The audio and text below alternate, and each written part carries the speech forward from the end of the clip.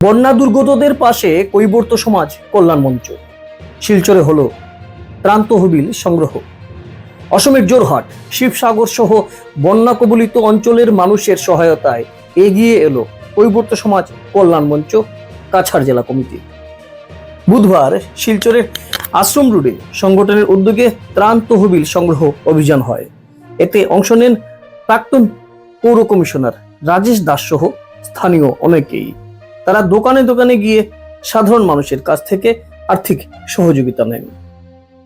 সংগঠনের পক্ষে জানানো হয়, সংগৃহীত অর্থ বন্যা দুর্গতদের জন্য ত্রাণ সামগ্রী কিনে পাঠানো হবে। এদিন সদস্যরা সকলকে বন্যা দুর্গত পরিবারের পাশে দাঁড়ানোর আহ্বান জানান। নর্থ ইস্ট নিউজের বরাকভ্যালি ইনচার্জ সুরজিৎ চক্রবর্তীর প্রতিবেদন। ফলে আমাদের জোরহাট এবং শিবসাগর জেলার বহু জায়গা বন্যায় প্লাবিত হয়ে গেছিল।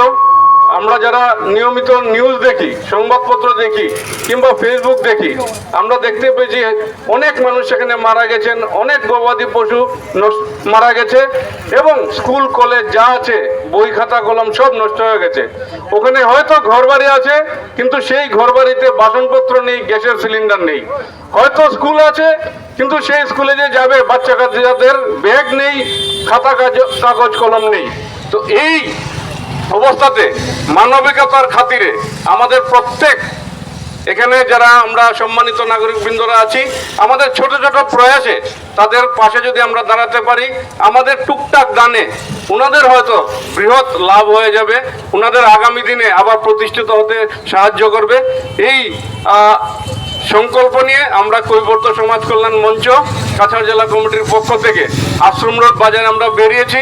আপনারা যারা বিভিন্ন বাণিজ্য প্রতিষ্ঠানে ব্যবসা করছেন অথবা বাজার করতে এসছেন, সেই যে আমাদের শিবসাগর এবং জোরহাট জেলার, তাদের কথা মনে করে যে যেরকম পারুন এই দান বক্সে আপনারা দান করবেন। আপনাদের প্রত্যেকের নাম এবং ফোন নাম্বার আমরা নিয়ে যাব। কারা কারা দান করেছেন সেই তথ্য আমরা সংবাদ মাধ্যমে হোক কিংবা আমাদের সোশ্যাল মিডিয়া যোগে হোক, আমরা সেটা যখন ওখানে বিতরণ হবে, আপনার দানের পয়সায় ওখানে হয়তো কোনো রেশন সামগ্রী বিতরণ হবে অথবা বাচ্চা কাচ্চাদের পড়াশোনার কোনো জিনিস বিতরণ হবে, তখন আপনাকে সেই জিনিসগুলো আমরা শেয়ার করব, যাতে আপনি মনে মনে তৃপ্তি পান যে আমার ছোট্ট একটি দানে ওখানের একটি বাচ্চার পড়াশোনার খরচ সম্ভব হয়েছে। তো আমি আমাদের যারা বাক্স নিয়ে বেরিয়েছেন সবাইকে অনুরোধ করব, বিভিন্ন দোকানে দোকানে গিয়ে যে যেটা দেয়, কোনো দাবি নয়, মন থেকে যে যেটা দেয় সেটা সংগ্রহ করে আনার জন্য। ধন্যবাদ।